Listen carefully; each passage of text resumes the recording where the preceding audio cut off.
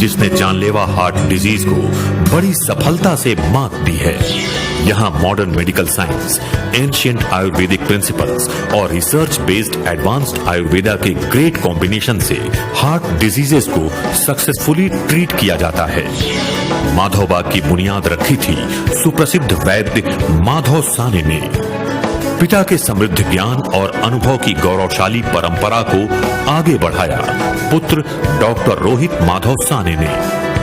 Modern medical science में MBBS और fellowship in cardiac rehab की उपाधि लेने के बाद डॉक्टर रोहित साने ने एडवांस्ड आयुर्वेद पर रिसर्च करके डिजाइन किया कॉपीराइटेड हार्ट केयर ट्रीटमेंट और स्थापित किया देश का पहला Ayurvedic cardiac rehabilitation centre Madhavbaug, जहां इन्होंने एंशिएंट हीलिंग मेथड्स के साथ contemporary and modern scientific approaches के कॉम्बिनेशन से कार्डियक केयर को दिया एक नया विजन।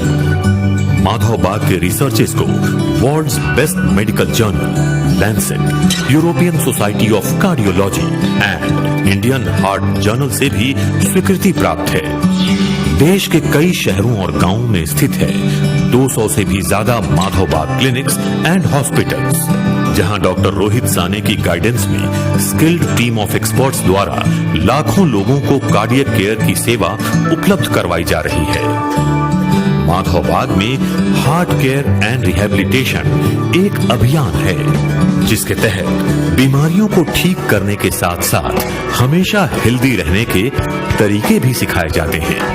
माधवबाग अभी तक 10 लाख से भी अधिक हार्ट पेशेंट्स को सफल इलाज उपलब्ध करवाकर हेल्दी हार्ट के अपने मिशन को आगे बढ़ा रहा है। हमारा मिशन है भारत को हृदय रोग मुक्त बनाना। आप भी इस अभियान से जुड़ करके खुद के हार्ट को रखिए हमेशा हेल्दी। माधवबाग, जहां होता है दिल से दिल का इलाज। A very noble activity. I kindly request sir to take over.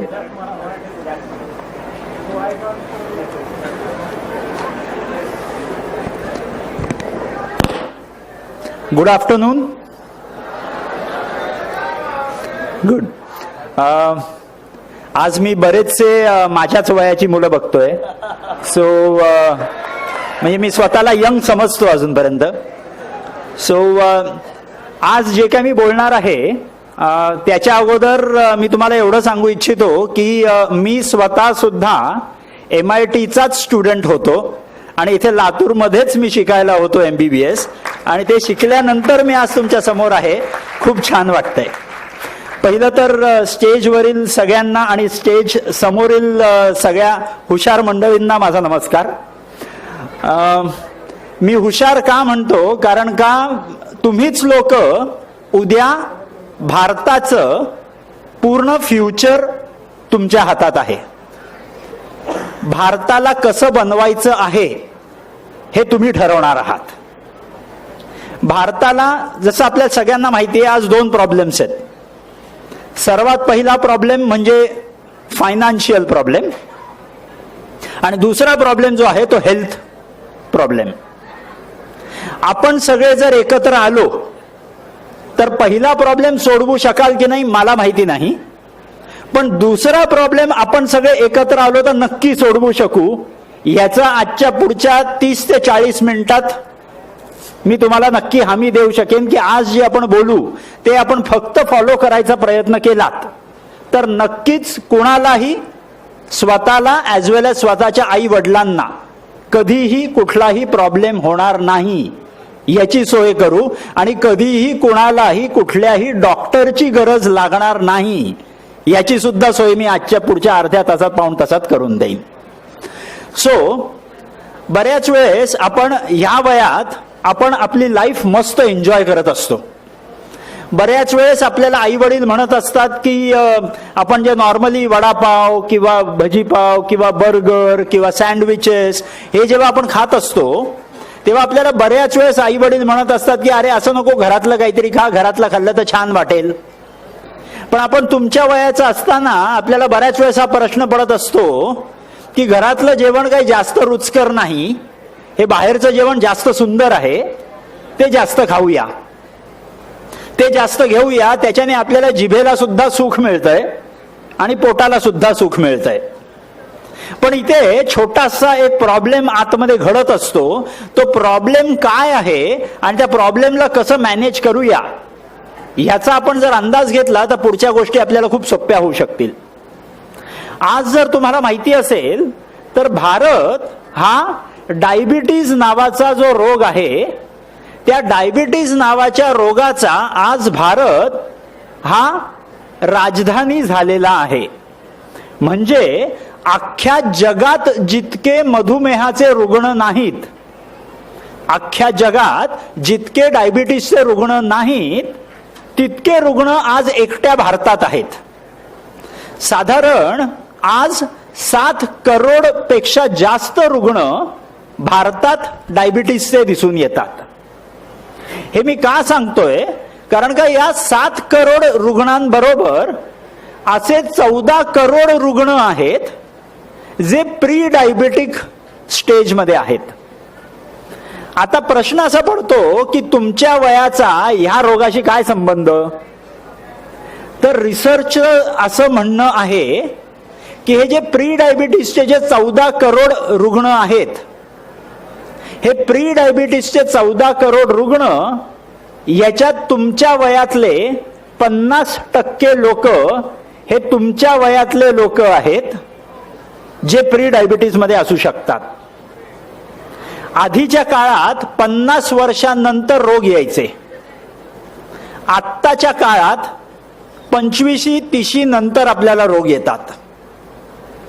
आता प्रश्न असा पडतो की आपण अशी काय चूक करतोय ज्याच्याने आपल्याला हा रोग आपल्या शरीरात आतमध्ये येतोय. हे थोडक्यात समजून घेऊया, म्हणजे आपल्याला त्या रोगाला आपल्या शरीरातून हकलून कसं द्यायचं आहे हे आपण जाणून घेऊ शकतो. फॉर एक्झाम्पल, समजा आपण आज आपल्याला छान जेवण होतं आज आणि त्या छान जेवणात बरचसं गोड आपण जेवण जेवलेलो आहोत. आता हे गोड जेवण जे आपण जेवलेलो आहोत ते जेवताना तर आपल्याला छान वाटलं, पोटात आपल्याला टाकताना आपल्याला खूप छान, जिभेला खूप सुंदर वाटत होतं, मनाला खूप तृप्त वाटत होतं. पण हे गोड जेवण जेव्हा आतमध्ये जात होतं तेव्हा आतमध्ये गेल्यानंतर आपला स्टमक किंवा आपलं जठर, या जठरात हे जे आपण जेवलेलो अन्न आहे ते पुढचे 2 ते 2.5 तास हे आपल्या जठरात राहणार आहे. जठरातून ते 2 ते 2.5 तासानंतर पुढे सरकतं पुढच्या इंटेस्टाईन मध्ये आणि तिकडनं ही साखर जी आपल्या जेवणात होती ही इकडनं ऍब्झॉर्ब केली जाते. आणि जर पुढचं माझं लेक्चर ऐकण्यात आपण 1-1.5 तास जो घालवणार आहोत आणि त्याच्यात आपण कुठलाही श्रम केलेला नसला तर ही खाल्लेली साखर आपल्या शरीरात आपल्या लिव्हर नावाच्या एका ऑर्गन मध्ये जाऊन बसते. लिव्हर नावाचं ऑर्गन तर आपल्याला सगळ्यांना माहिती असेल की आपल्या पोटात यकृत नावाचं एक अवयव असतो आणि त्या यकृत नावाच्या अवयवांमध्ये ही साखर सगळी जाऊन लपलेली असते. ही साखर एका लेवल पर्यंत आपल्या शरीरात आपण ठेवू शकतो, एका लेवल नंतर ही साखर आपण ठेवू शकत नाही. एक गणित आपण घेऊया की समजा आपण रोजच्या रोज नवीन कपडे विकत आणले, तर नवीन कपडे विकत आणल्यानंतर पहिले ते नवीन कपडे आपण ठेवून देतो आपल्या कपाटामध्ये.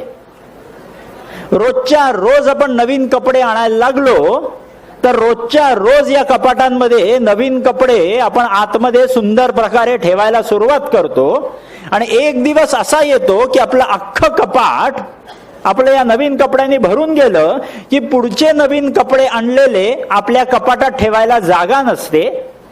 आणि ती जागा नसली की हे नवीन कपडे आपण आपल्या गाद्यांवरती टाकून ठेवतो, आपण आपल्या बेडवरती टाकून ठेवतो आणि तेव्हा आई वडील आपल्या नावाने ओरडतात की अरे तू कपडे इथे का टाकलेले आहेस. याचा अर्थ काय, तर मी एवढे नवीन कपडे आणले की माझं कपाट फुल झालेलं होतं. हेच एक्झाम्पल आपण आपल्या शरीरात जर लावून घेतलं तर आपल्या शरीरातलं कपाट म्हणजे आपला यकृत, म्हणजे आपलं लिव्हर. आणि हे कपडे रोज जे नवीन नवीन आणतोय ते कपडे म्हणजे साखर. जेवढी साखर आपण रोजच्या रोज खाऊ, आत्ता तरी आपण मस्त ऐश करून घेतो की मस्त साखर खाऊया, मस्त मजा येते, आज तर मला काहीच रोग नाही.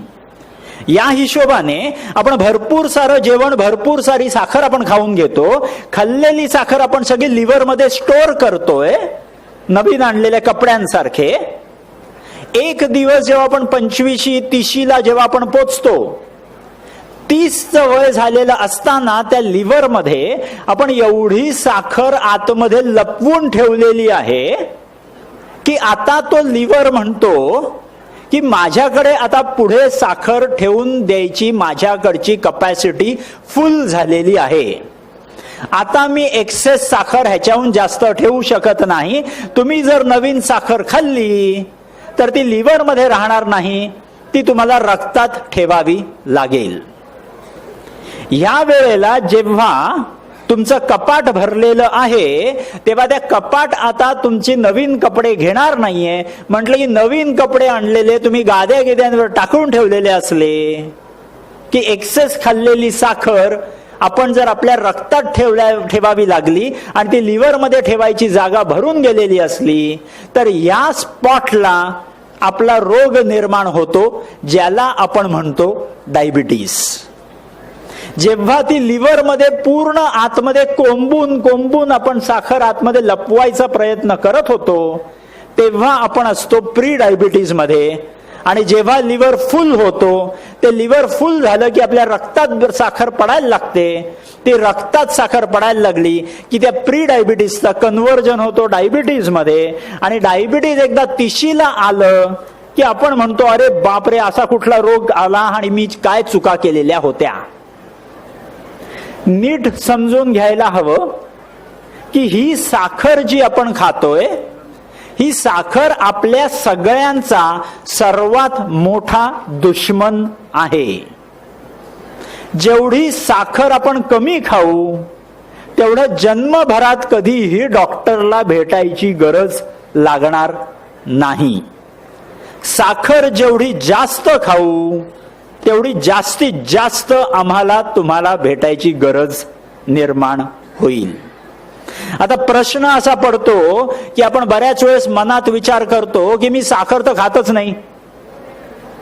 मी बऱ्याच वेळेस बऱ्याच रुग्णांशी जेव्हा बोलतो तेव्हा लोक म्हणतात साखर नाही बाबा, मी चहामध्ये हार्डली एखादा चमचा घेतला तर तेवढी साखर. पण आपल्याला नीट समजून घ्यायला पाहिजे की देवाने जी साखर आपल्या शरीरात निर्माण व्हायला हवी, ती साखर तुम्ही कुठलंही अन्न जर तुम्ही कॅल्क्युलेट केलं, आपण सायन्सचे ग्रॅज्युएट्स असू तर आपल्याला सगळ्यांना माहिती असेल की ईच आणि एव्हरी जेवणाचा कुठलाही पदार्थ जर आपण घेतला तर त्या ईच जेवणाच्या पदार्थात काही ना काहीतरी साखर तर नक्कीच असणार. काही एक्झाम्पल्स आपण घेऊया की फॉर एक्झाम्पल समजा मी 100 ग्राम साखर खाल्ली तर माझ्या शरीरात 100 ग्रामची साखर माझ्या रक्तात मिळते. जर मी 100 ग्राम गहू खाल्ला, ज्या गहू मध्ये आपण साखर मिसळलेली नाही, अशी साखर नसलेला गहू, म्हणजे कधी आपण साखर गहू मध्ये मिसळत नाही हे आपल्या सगळ्यांना माहिती आहे, तरी मुद्दाम गव्हाचं मी एक्झाम्पल घेतोय की जर 100 ग्राम गहू मी खाल्ला तर 100 ग्राम गहूमुळे माझ्या शरीरात 86 ची साखर वाढणार आहे, 86 ची साखर वाढणार आहे. 100 ग्राम मी तांदूळ खाल्ला, राईस ज्याला आपण म्हणतो, 100 ग्राम तांदूळ खाल्ला तर साधारण 76 ची साखर म्हणजे 76 ची साखर माझ्या शरीरात मिळणार आहे. जर मी 100 ग्राम मैदा खाल्ला तर 100 ग्राम मैद्यामध्ये 96 ची साखर मला मिळणार आहे. मी 100 ग्राम मिरची खाल्ली तर 100 ग्राम मिरचीमध्ये मला 20 ची साखर मिळणार आहे, जी भयंकर तिखट म्हणून मानली जाते. त्या तिखट गोष्टीमध्ये सुद्धा नेचरने आतमध्ये साखरेचं म्हणजे कार्बोहायड्रेटचं प्रमाण ठेवलेलं आहे. सांगायचं तात्पर्य काय आहे तर मी किती साखरेचं इनटेक माझ्या दिवसभराच्या अन्नातून करतोय याच्यावरती ठरणार आहे मला पुढचे रोग होणार आहेत का नाहीत. आता प्रश्न नेहमी असा पडतो की हृदयरोगाच्या बाबतीत बोलत असताना डायबिटीज हा मध्येच कुठून येतो. तर असं म्हटलं जातं की जो भारत आता मधुमेहाची राजधानी आहे तोच भारत पुढे जाऊन हृदयरोगाची राजधानी बनणार आहे 2025 पर्यंत. आता त्या भारताला हृदयरोगाची राजधानी बनवून द्यायची की नाही हे तुमच्या सगळ्यांच्या हातात आहे. जर आत्ताच आपण वेळी सुधारलो तर आपण हृदयरोगाची राजधानी भारताला होऊन देणार नाही. याच्यासाठी सगळी उपाययोजना आपण करू शकतो. उपाययोजना काय करायची आहे तर हृदयरोग होण्यासाठी जो रॉ मटेरियल लागतं, काही रोगांचं रॉ मटेरियल असतं जे रॉ मटेरियल पुढे जाऊन त्याचा फिनिश्ड प्रॉडक्ट बनतो म्हणजे हृदयरोग. तो रॉ मटेरियल कोण तर ब्लड प्रेशर. हार्ट डिसीज साठी असलेला रॉ मटेरियल कोण ते एक ब्लड प्रेशर, डायबिटीज आणि ओबेसिटी. बऱ्याच वेळेस आपल्या सगळ्यांना वाटतं की माझं वजन हे नॉर्मल आहे.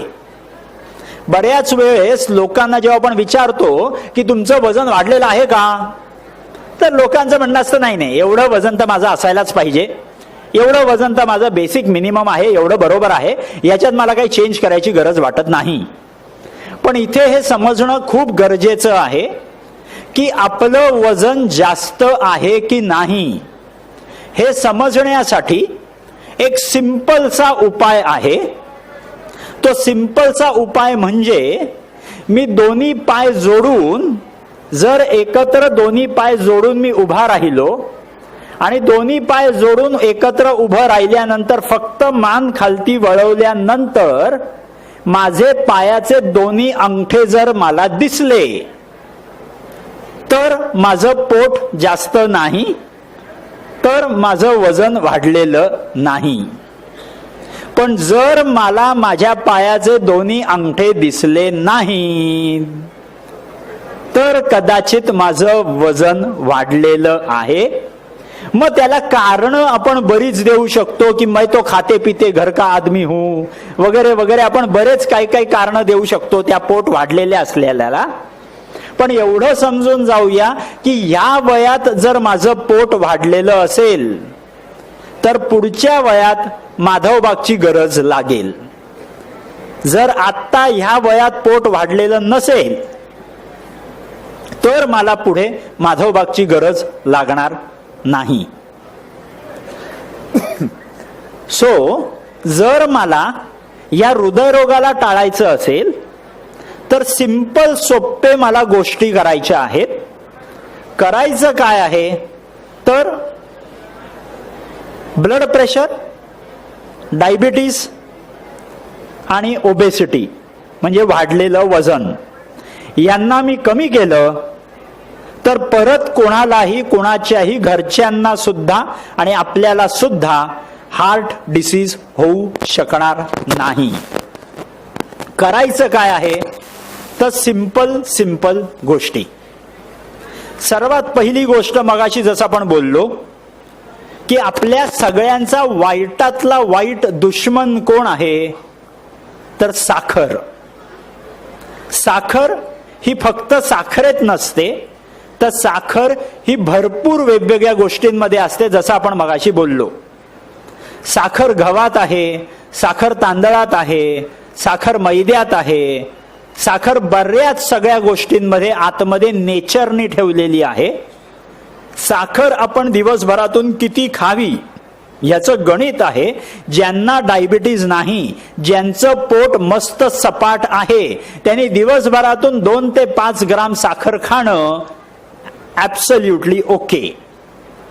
पण ज्यांचं पोट पुढे आलेलं आहे आणि दोन्ही अंगठे दिसत नाही आहेत अशा लोकांनी स्वतःची साखरेचं कन्झम्पशन जितकं कमी करू शकाल तितकं उत्तम.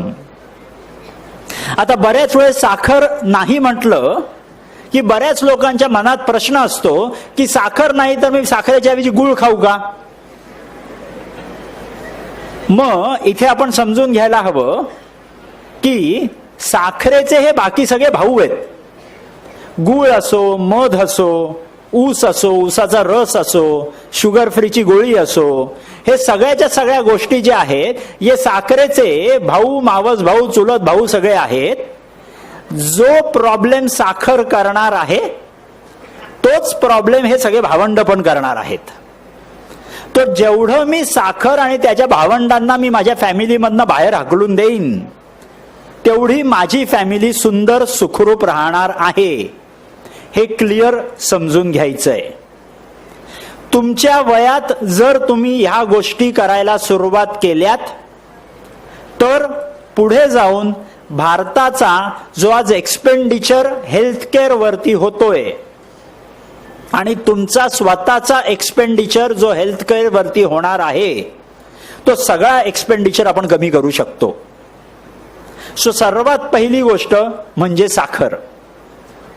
दुसरी सर्वात इम्पॉर्टंट गोष्ट, जर मला हृदयरोग होऊन द्यायचा नसेल तर सर्वात इम्पॉर्टंट गोष्ट सेकंड नंबर वरती म्हणजे आपलं मीठ. बऱ्याच वेळेस आपण असं समजतो की मीठ आपण कधी खातो, कधीच खास कधी खात नाही आपण मीठ. मग आपण म्हणतो की नाही मिठाचा मला काही प्रॉब्लेम नाही, हे मला ऐकायची गरज नाही कदाचित. पण इथे नीट समजून घ्यायला हवं की भारतात जो रिसर्च झालेला होता त्या रिसर्चचं काय म्हणणं होतं की ॲव्हरेज भारतीय तुमच्या वयाचे ॲव्हरेज भारतीय नॉर्मली दिवसाला किती मीठ आपल्या जेवणात आपण खातो याचा एक रिसर्च केला गेलेला आहे. तो रिसर्च समजून घेण्याच्या अगोदर आपण हे समजून घेऊया की ॲव्हरेज भारतीयाने किती मीठ खायला हवं दिवसाला.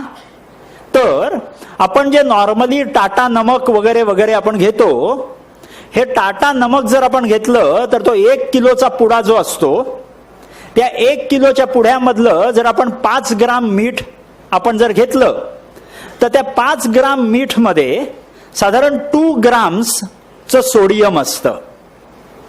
मिठात सर्वात प्रॉब्लेमॅटिक एजंट कोण आहे तर सोडियम. तुम्हाला सगळ्यांना केमिस्ट्री वगैरे वगैरे सगळ्या गोष्टी तुम्ही कदाचित वाचल्या असतीलच. सो ते जे कदाचित केमिस्ट्री वाचलेलं असेल त्याच्यात तुम्हाला कदाचित माहिती असेल की सोडियम नावाची गोष्ट असते आणि ती आपल्या शरीराला सर्वात जास्त हानिकारक असते. हे सोडियम आपल्या शरीरात दिवसभरातून किती जायला हवं तर दिवसभरातून आपल्या शरीरात सोडियम हे 2 ते 3 ग्राम सोडियम दिवसाला माझ्या पोटात जायला हवं. 2 ते 3 ग्रामच्या वरती माझ्या पोटात सोडियम दिवसाला जायला नाही हवं. ऍट द सेम टाइम मिठाचं जर आपण गणित पकडलं तर 5 ग्राम मिठात मध्ये 2 ग्राम सोडियम असतं. म्हणजे दिवसभरातून आपण सगळ्यांनी 5 ग्राम मिठापेक्षा जास्त जेवायला नाही हवं. असं असताना सुद्धा जेव्हा रिसर्च झालेला होता की ॲव्हरेज भारतीय, ॲव्हरेज इंडियन किती मीठ खातो दिवसाला, तर असं बघण्यात आलं तर ॲव्हरेज भारतीय 14 ग्राम मीठ दिवसाला आपण खात असतो. प्रश्न असा पडतो की 14 ग्राम मीठ जातं कुठून? आम्ही तर वरतून मीठ घालून घेत नाही.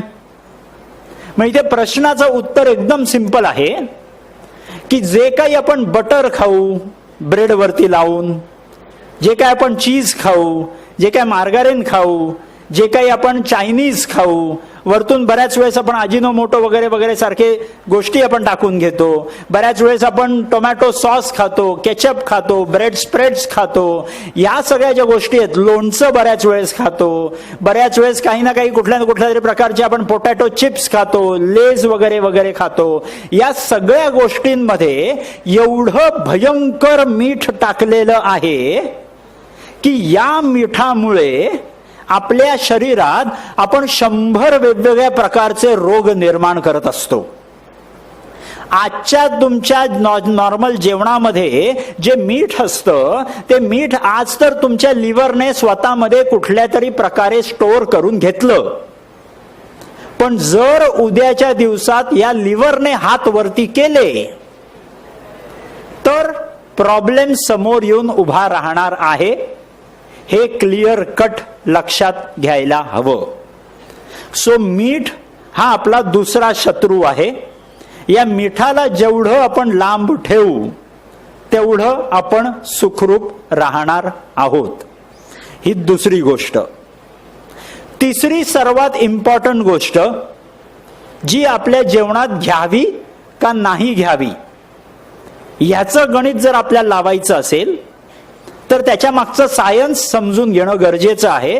आणि ती तिसरी गोष्ट म्हणजे आपल्या रोजच्या आपल्या आहारात असलेलं दुधाचं प्रमाण. दूध आपण किती प्यायला हवं याची गणितं ठरलेली आहेत.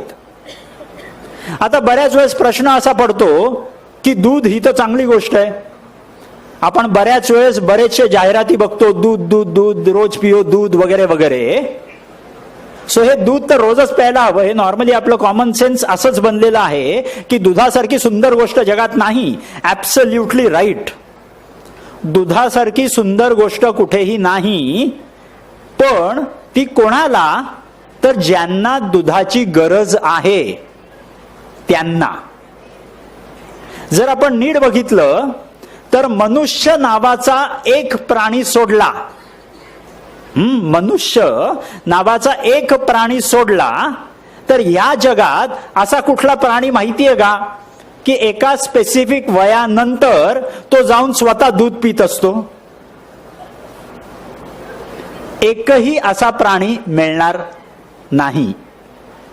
जर तो प्राणीच स्वतः दूध पित नाहीये त्यांचं, तर आपण त्यांचं दूध आपल्या ह्या वयाला प्यायची गरज आहे का? हा सिंपलचा प्रश्न.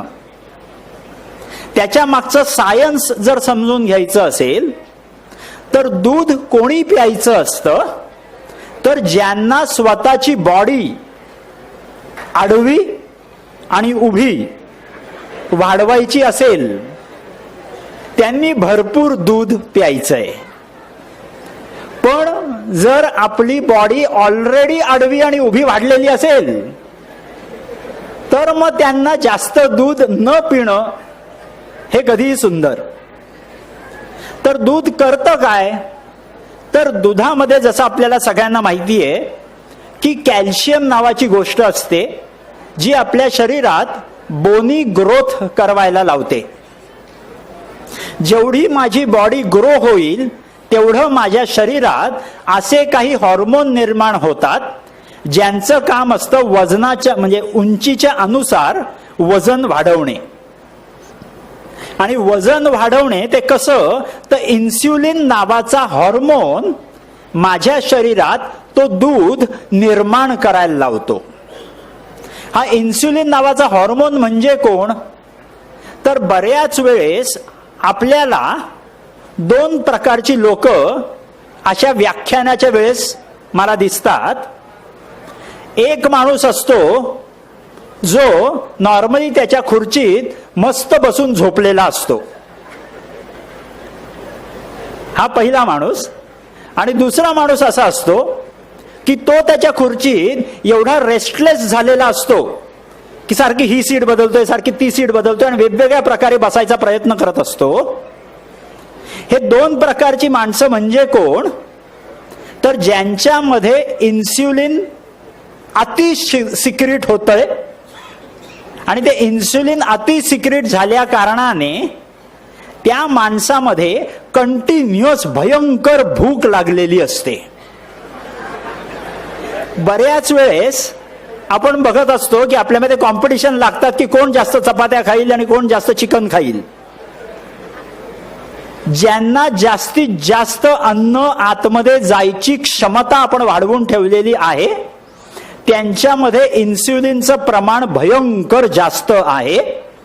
आणि उद्या जाऊन त्या लोकांना कदाचित माझी गरज लागेल. मला जेवढं कमी भेटाल तेवढं छान. सो इन्सुलिन नावाचा हॉर्मोन हा जितका विनाशक आहे तितकाच तो लहानपणी आपल्याला छान कामं करण्यास कारणीभूत ठरतो. आणि हे इन्सुलिनचं प्रोडक्शन आपल्या शरीरामध्ये करणारा एजंट कोण आहे तर दूध. सो तुम्ही सगळ्यांनी हा विचार करायला हवा की जर माझं शरीर उभं आणि आडवं मला वाढवायचं नसल्यास मला दूध प्यायची गरज नाही. जर आपण स्वतःला चिंटू समजतोय, जर आपण स्वतःला बारीक समजतोय, तर छान दूध प्यायला हवं जोपर्यंत आपल्याला आपलं टार्गेट अचीव करायचं आहे तोपर्यंत. टार्गेट अचीव केल्यानंतर त्या रस्त्याला न जाता बरेच दुसरे रस्ते आहेत ज्याचा आपण स्वतःला वापर करून घेऊ शकतो. सो ही तिसरी गोष्ट म्हणजे दूध. चौथी गोष्ट, बऱ्याच वेळेस लोकांना प्रश्न पडत असतो की नॉन व्हेजिटेरियन फूड म्हणजे चिकन, मटन, मासे, अंडी ह्या गोष्टी आम्ही खायला नाही हव्यात असं बऱ्याच वेळेस आपल्या विचारात असतं. पण सायन्सच्या प्रकारे जर विचार केला तर ह्या गोष्टी म्हणजे चिकन असेल, मटन असेल, मासे असतील, अंडी असतील, या गोष्टी ज्यांना खायच्या त्यांना खाऊ शकतात, ज्यांना नाही खायचं त्यांनी नाही खाल्लं तरी काही प्रॉब्लेम नाही. पण सांगायचं तात्पर्य असं की ह्या गोष्टी आपल्या शरीरात जर प्रमाणाच्या वरती आपण जर सेवन केल्या तर त्याचा प्रॉब्लेम आपल्याला पुढच्या येणाऱ्या आयुष्यात आपल्याला दिसू शकतो. सो जितकं लिमिटमध्ये खाऊ तितकं सुंदर. पाचवी गोष्ट म्हणजे आपला जेवणाचं ताट. बऱ्याच वेळेस आपलं जेवणाचं ताट आपल्याला वाटतं की भरपूर भरलेलं हवं, भरपूर भरलेलं हवं आणि भरपूर मी खायला हवं. तर नीट समजून घ्यायला हवं की मनुष्याचा जन्म जो झालेला आहे तो जेवणासाठी जन्म नसेल झालेला त्याचा. कदाचित काहीतरी कर्म आपल्या नावाने लिहून ठेवलेले असतात, ते कर्म पण करायचा विचार करूया जेवणाच्या ऐवजी. सो सांगायचं तात्पर्य असं की बऱ्याच वेळेस आपण जेवणासाठीच जन्म झालेला आहे अशा प्रकारे जे आपण जेवत असतो ते जेवण जर आपण क्वांटिटीमध्ये जर लिमिट केलं तर कुठलाही रोग समोर येताना दिसणार नाही. सो या 5 गोष्टी जर आपण नीट आपल्या विचारात ठेवल्या तर आपल्याला कुठलाही रोग समोर दिसणार नाही. राहिला प्रश्न हृदयरोगाच्या बाबतीत, तर एवढं समजून घ्या की आपल्याला दरवेळेस भीती आपल्या मनात एकतर आपण बसवलेली असते किंवा जगाने किंवा एन्व्हायरमेंटने बसवलेली असते की हार्ट अटॅकचा धोका. हा जो हार्ट अटॅकचा धोका आहे हा माझ्या अनुसार 19 वर्ष मागचे मी ह्याच फील्डमध्ये कामं करतोय आणि 19 वर्षांमध्ये मी एवढंच शिकलेलो आहे की हार्ट अटॅक, हृदयविकाराचा हा जो तीव्र झटका किंवा सौम्य झटका जे काही आपण बोलत असतो, हा हार्ट अटॅक म्हणजे दरवर्षी येणाऱ्या त्या पावसासारखी गोष्ट आहे. हार्ट अटॅकला आपण जेवढं घाबरत असतो तेवढं माझ्या अनुसार घाबरण्याची गरज नाही. नीट प्रॉब्लेम समजून घ्यायला हवा की हार्ट अटॅक येणं हे त्या विद्यापीठाने या विद्यार्थ्याची दरवर्षी घेतलेली परीक्षा आहे. हार्ट अटॅक ही त्या विद्यापीठाने या विद्यार्थ्याची दरवर्षीची घेतलेली परीक्षा आहे विद्यापीठाच्या तारखा परीक्षेच्या ठरलेल्या असतात. बऱ्याच वेळेस विद्यापीठ तारखा सांगेल, बऱ्याच वेळेस विद्यापीठ तारखा सांगणार नाही. पण विद्यापीठाच्या तारखा ठरलेल्या आहेत परीक्षेच्या. आता प्रश्न असा शिल्लक राहतो की विद्यार्थ्याने जर रोजच्या रोज व्यायामाचा अभ्यास नियमित केलेला असेल तर विद्यार्थ्याला हार्ट अटॅकच्या परीक्षेची भीती राहत नाही. जर विद्यार्थ्याने रोजच्या रोज नियमित व्यायामाचा अभ्यास केला नसला तर परीक्षा आज आहे का उद्या आहे याची भीती दरवेळेस मनाला सतावत असते. सो क्लिअर समजून घेऊया की हार्ट अटॅकला घाबरत बसण्यापेक्षा त्याच्या विरुद्ध कर्म जर आपण करायला सुरुवात केले तर कर्म केलेले असतील तर कर्माने जे सुख मिळतं ते अजून कुठल्याही गोष्टीने मिळू शकत नाही. बऱ्याच वेळेस आपल्याला जेव्हा परीक्षा आलेली असते तोंडावर तेव्हाच आपण शेवटच्या दिवसांमध्ये अभ्यास करायला सुरुवात करतो. तेव्हा धडाधड पुस्तकं कुठे ठेवली आहेत इथपासून प्रश्न सुरुवात होते.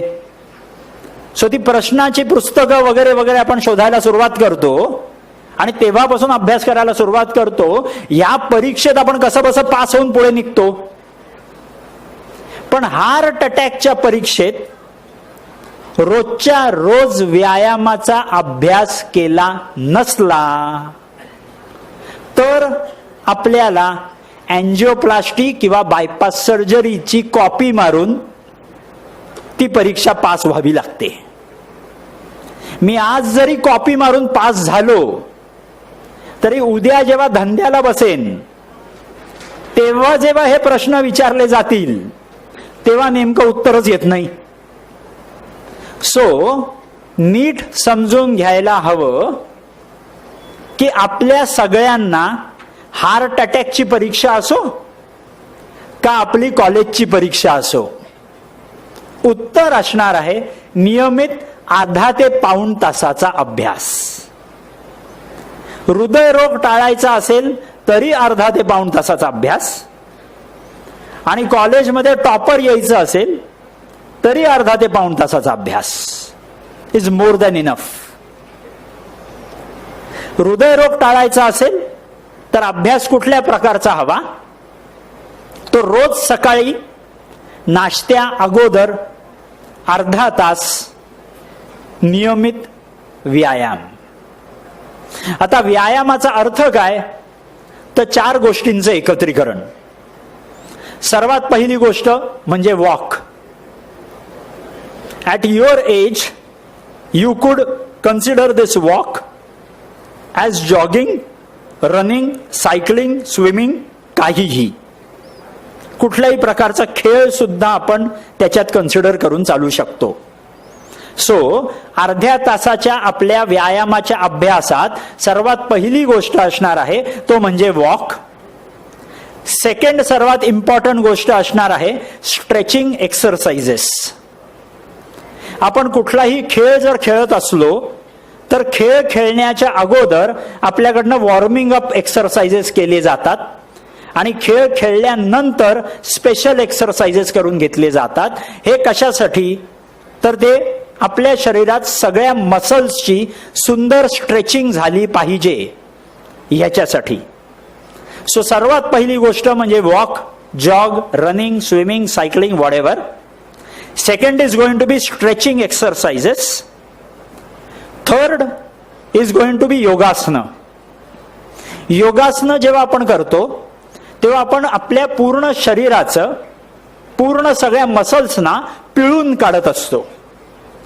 पिळून काढल्या कारणाने आपल्या मसल्समध्ये जे काही शिल्लक राहिलेलं रक्त in the form of lymph जे आपल्या शरीरात बसलेलं असतं ते सगळं उचलून आपण परत हृदयाकडे पाठवत असतो. आणि ते हृदयाकडे परत पाठवल्यानंतर हृदयाचं काम इझी होतं की आलेल्या रक्ताला उचलून पुढे पुश करायचं आहे. सो व्यायामाच्या स्वरूपात जिथे आपण योगासनांचा फायदा करून घेऊ तिथे मॅक्सिमम आपल्या हृदयाला फायदा होणार आहे. योगासनांमध्ये जर बाकीची काही योगासनं येत नसतील तर सिंपल 3 योगासनं, ज्याच्यात सर्वात पहिलं योगासन कुठला तर नॉर्मल पद्मासन. पद्मासन म्हणजे आपण जशी मांडी घालून बसतो तीच मांडी मी उलटी घालून बसलो तर that would be called as padmasana. Second paschimottanasana, की आपण आता जसे बसलेलो आहोत फक्त पाय आपण सरळ करून बसलो की पूर्ण राईट अँगल मध्ये पाठ सरळ आणि पाय सरळ, गुडघे न वाकवता जर आपण बसून राहिलो तर दॅट इज गोइंग टू बी पश्चिमोत्तानासन. आणि लास्ट सर्वात इझिएस्ट इज गोइंग टू बी वज्रासन, म्हणजे नमाजची जी पोझिशन असते दोन्ही पाय दुमडून मी पायावरती बसून राहणे, इज गोइंग टू बी वज्रासन. तुमच्या वयात जर हे व्यायाम करायला लागलो तर तुम्ही जेव्हा पुढच्या वयात जाल तेव्हा तुम्हाला कुठलाही रोग नसेल. सो तिसरी गोष्ट म्हणजे योगासनं आणि चौथी गोष्ट म्हणजे प्राणायाम. प्राणायाम म्हणजे काय तर कंट्रोल ऑफ युअर ब्रेथ. दर मिनिटाला आपण सगळे मिळून दर मिनिटाला साधारण 16 श्वास घेत असतो.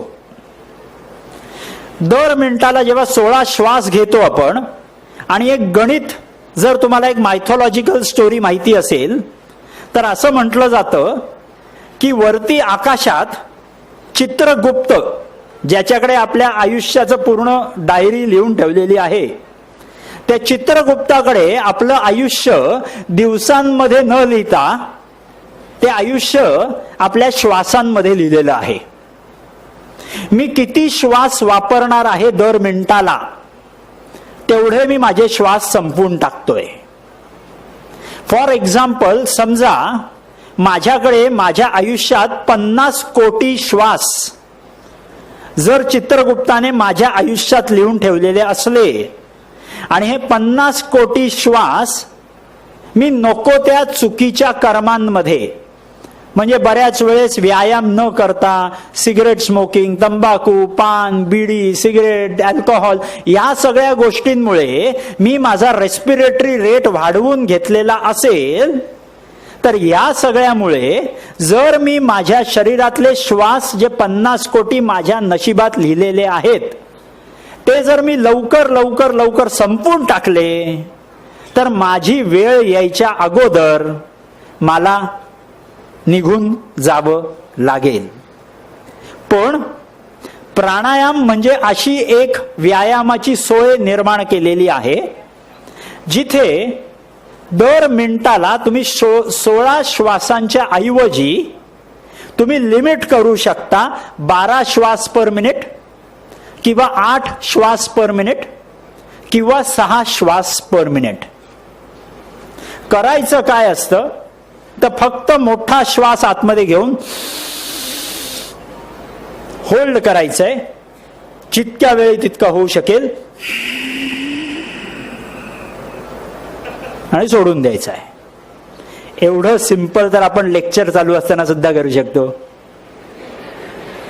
सो जर आपण हे दर मिनिटाला 16 श्वास वापरांच्या ऐवजी दर मिनिटाला 6 किंवा 8 किंवा 14 श्वास वापरायला सुरुवात केले तर हे 50 कोटी श्वास जे मी 60 वर्षात वापरणार होतो त्याच्याऐवजी हेच 50 कोटी श्वास जर मी 70 वर्षात वापरले तर माझं आयुष्य मी स्वतःचं मोठं करून घेऊ शकतो. आणि त्या मोठ्या आयुष्याला सुंदर आयुष्य कसं करायचं आहे हे तुमच्यापेक्षा जास्त अजून कोणालाच माहिती नसेल. कारण का तुमच्या वयात जी आपण मजा करत असतो ती आमच्या वयात गेल्यानंतर आम्हाला आठवतो, अरे बापरे तेव्हाची मजा खूप छान होती. आत्ता आम्हाला मजा करायला मिळत नसते. So your age is a beautiful age. जितकी छान मजा करू शकतोय तेवढी मजा करून घ्या. हे वय परत मिळत नाही. So never leave this age of yours without enjoying. So राहिला प्रश्न फक्त हा जो व्यायाम आहे, जो 4 गोष्टींचं मिलन आहे, एक walking, jogging, running, swimming, cycling, whatever. Second is going to be stretching exercises. Third is going to be योगासनं. Fourth is going to be pranayama. या 4 गोष्टी केल्यानंतर सर्वात इम्पॉर्टंट शेवटची गोष्ट शिल्लक राहते, ते म्हणजे याचं नियंत्रण. हे मन जे आहे हे भयंकर लिमिटलेस गोष्ट आहे. आपण जर नीट समजून घेतलं की आपण जो घरी नॉर्मली कम्प्युटर किंवा आपला फोन जो आपण नॉर्मली वापरत असतो, हा फोन आहे एक प्रकारचं हार्डवेअर. पण या फोन नावाच्या हार्डवेअरला चालवायला गरज लागते ही सॉफ्टवेअरची. तसंच आपलं शरीर जे आहे हे सगळं आहे हार्डवेअर. पण या दिसणाऱ्या हार्डवेअरला चालवायला गरज लागते ती सॉफ्टवेअरची, ती मनाची. आता हे सॉफ्टवेअर आपण डुप्लिकेट टाकायचंय का ओरिजिनल टाकायचंय हे आपल्या हातात आहे.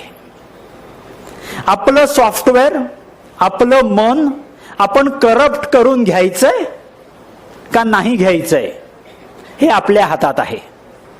आपल्या आजूबाजूला जशी लोक असणार तसं आपलं मन निर्माण होतं. Human being is the product of its environment. माझी एन्व्हायरमेंट कशी आहे याच्यावरती ठरतं की माझं मन कसं असणार आहे. माझ्या एन्व्हायरमेंट मध्ये मी फक्त विध्वंसक गोष्टी जर ठेवल्या तर माझं मन विध्वंसक बनतं. पण माझ्या अवतीभवती मी शांती आणि पीस जर ठेवलं तर माझं मन पीसच्याच बाबतीत विचार करतं. माझ्या मनातून प्रेम निर्माण करायचंय का माझ्या मनातून द्वेष निर्माण करायचंय हे आपण ठरवतो. तुम्ही प्रेम निर्माण करा किंवा द्वेष निर्माण करा, तुमचं शरीर त्याच्या अनुसार तुमचे हॉर्मोन सिक्रीट करणार आहे. जेव्हा तुम्ही राग करता, जेव्हा तुम्ही चिडचिड करता, तेव्हा आपल्या शरीरात असे हॉर्मोन निर्माण होतात जे तुमच्या रक्तवाहिन्या आकुंचित करून टाकतात आणि भयंकर ताकद निर्माण करतात मारामारी करण्यासाठी. पण तेच तुम्ही कोणाशी तरी जर प्रेमाने बोललात तर त्या प्रेमामुळे तुमच्या शरीरात असे हॉर्मोन निर्माण होतात जे तुमच्या रक्तवाहिन्या विस्तारित करतात आणि छान हृदयाला आणि बाकी सगळ्या अवयवांना सुंदर रक्तपुरवठा पाठवतात. सो गणित जर आपण नीट बघितलं की मला जर माझ्या शरीरात रोग होऊन द्यायचा नसेल तर सर्वात इम्पॉर्टंट असणार आहे माझं मन. माझं मन जर मी स्वच्छ ठेवलेलं असेल, स्वच्छचा अर्थ पॉझिटिव्ह, स्वच्छचा अर्थ ॲम्बिशियस, स्वच्छचा अर्थ कन्स्ट्रक्टिव्ह. जर माझ्या मनाने काहीतरी कोणासाठी तरी काहीतरी क्रिएट करायचंय, काहीतरी सुंदर मला बनवून द्यायचंय, भले ते माझ्यासाठी असेल, भले ते माझ्या आई वडिलांसाठी असेल, भले माझ्या इन्स्टिट्यूटसाठी असेल, भले माझ्या एन्व्हायरमेंटसाठी असेल, मी जेवढं माझ्या मनातून काहीतरी कन्स्ट्रक्टिव्ह निर्माण करेन तेवढंच अस्तित्वात कन्स्ट्रक्टिव्ह निर्माण होतं. हे नेहमी बघितलं गेलेलं आहे की मी जे मनात विचार करणार ते मला घडताना दिसणार. फक्त प्रश्न असतो की मी ते मनात माझ्या संकलन करत आहे की नाही. तुम्ही वाईट विचार केला तर वाईट घडणार, तुम्ही छान विचार केला तर छान घडणार. आणि या सगळ्याचे परिणाम माझ्या हृदयावरती होत असतात. जर मी असा विचार केला की माझा हृदयरोग बरा व्हायलाच हवा, तर तो 101% बरा होणारच. जर मी विचार केला की माझा रोग काहीही झाला तरी बरा होणार नाहीये, तर तो काहीही करा बरा होणार नाहीये. सो उत्तर क्लिअर समजून घ्या, कुठलंही युद्ध जिंकणं हे शस्त्र नंतर जिंकतं, मन आधी जिंकतं. जर परीक्षेत पास व्हायचं असेल तर ॲटिट्यूड पासिंगचा ठेवा, ॲटिट्यूड टॉपर येण्याचा ठेवा, ॲटिट्यूड कन्स्ट्रक्टिव्ह ठेवा. नंतर टॉपर येतोय की नाही ते नंतर बघूया, ते कशाला चिंता करायची आहे. सो सांगण्याचं तात्पर्य, हृदयरोग टाळणं भयंकर सोपं. आहार, विहार आणि विचार या 3 गोष्टी मी जर सुंदर प्रकारे माझ्या शरीरात, मी स्वतः माझं शरीर कंट्रोल केलं, तर माझ्या शरीरात कुठलाही रोग आतमध्ये शिरू शकत नाही. एवढं फक्त शेवटी लक्षात ठेवा की रोग हा स्वतःहून आतमध्ये येत नसतो. रोगाला आपणच स्वतःहून इन्व्हिटेशन दिलेलं असतं. जर आपण ह्या वयात रोगाला इन्व्हिटेशन दिलं नाही, तर त्याला ट्रेन पकडून आपल्यापर्यंत पोचायला 10-20 वर्ष लागत असतात. तुम्ही इन्व्हिटेशन दिलं की तो 10-20 वर्षात तुमच्यापर्यंत पोचणार आहे. तुम्ही इन्व्हिटेशनच दिलं नाही तर तुम्हाला रोगच येणार नाही, आणि रोगच नाही आले तर आम्हा डॉक्टरांना सुद्धा आमचं पर्सनल लाईफ छान प्रकारे एन्जॉय करता येईल. कारण का प्रॉब्लेम असा होतो की आम्ही पेशंटमध्ये एवढे आतमध्ये घुसून बसतो की आमचेच स्वतःचे रोग निर्माण व्हायला लागतात, आणि ते सांभाळता सांभाळताच नाकी नऊ येतात, समोरच्या रुग्णांचे कुठून रोग सांभाळू. सो कृपया, जर आपल्याला भारताला ठणठणीत ठेवायचं असेल तर ही एका डॉक्टरची किंवा एका संस्थेची जबाबदारी नाही, ही आपल्या सगळ्यांची जबाबदारी आहे. लहान मुलं जे आहेत ते आई वडिलांना सांगू शकतात, आई वडील जे आहेत ते मुलांना सांगू शकतात, आणि एकमेकांना जर आपण सहाय्य करत राहिलो तर आपल्याला कधीही हृदयरोगाचं तोंड सुद्धा बघायची गरज लागणार नाही. थँक्यू.